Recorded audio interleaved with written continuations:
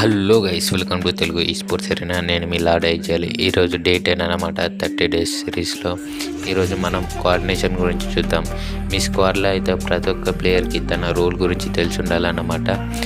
IGL తప్ప మిగతా players అందరైతే ఇన్ఫర్మేషన్ గ్యాదర్ చేయాలన్నమాట.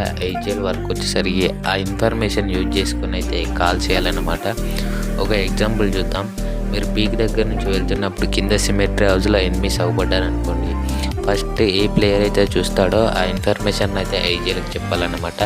అప్పుడు ఐజీఎల్ డిసైడ్ అవుతాడనమాట, సో ఫైట్ తీయాలా లేదా అనేది. సో మీరు కోఆర్డినేషన్ పెంచుకోవాలంటే మీరు ఆడే బీఆర్ మ్యాచ్లో అయితే ఖచ్చితంగా అయితే మౌట్ ఆన్ చేసుకొని అయితే ఆడాలన్నమాట. మీ టీమ్మేట్స్తో మాట్లాడాలన్నమాట.